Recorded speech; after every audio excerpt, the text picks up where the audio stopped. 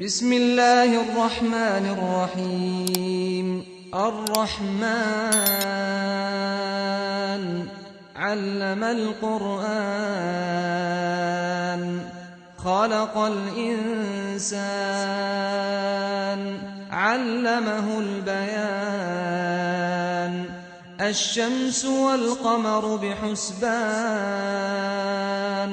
والنجم والشجر يسجدان والسماء رفعها ووضع الميزان ألا تطغوا في الميزان وأقيموا الوزن بالقسط ولا تخسروا الميزان والأرض وضعها للأنام فيها فاكهة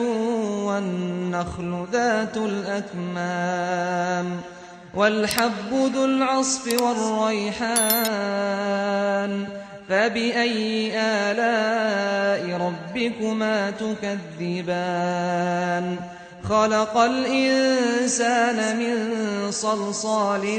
كالفخار وخلق الجان من مارج من نار فبأي آلاء ربكما تكذبان رب المشرقين ورب المغربين فبأي آلاء ربكما تكذبان مرج البحرين يلتقيان بينهما برزخ لا يبغيان فبأي آلاء ربكما تكذبان يخرج منهما اللؤلؤ والمرجان فبأي آلاء ربكما تكذبان وله الجوار المنشآت في البحر كالأعلام فبأي آلاء ربكما تكذبان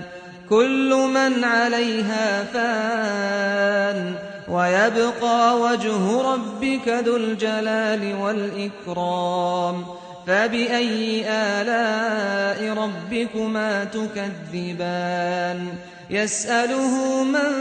في السماوات والأرض كل يوم هو في شأن فبأي آلاء ربكما تكذبان سنفرغ لكم أيها الثقلان فبأي آلاء ربكما تكذبان يا معشر الجن والإنس إن استطعتم أن تنفذوا من أقطار السماوات والأرض إن استطعتم أن تنفذوا من أقطار السماوات والأرض فانفذوا لا تنفذون إلا بسلطان فبأي آلاء ربكما تكذبان يرسل عليكما شواظ من نار ونحاس فلا تنتصران فبأي آلاء ربكما تكذبان فإذا انشقت السماء فكانت وردة كالدهان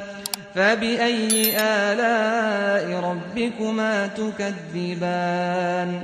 فيومئذ فلا يسأل عن ذنبه إنس ولا جان فبأي آلاء ربكما تكذبان يعرف المجرمون بسيماهم فيؤخذ بالنواصي والأقدام فبأي آلاء ربكما تكذبان هذه جهنم التي يكذب بها المجرمون يطوفون بينها وبين حميم آن فبأي آلاء ربكما تكذبان ولمن خاف مقام ربه جنتان فبأي آلاء ربكما تكذبان ذواتا أفنان فبأي آلاء ربكما تكذبان فيهما عينان تجريان فبأي آلاء ربكما تكذبان فيهما من كل فاكهة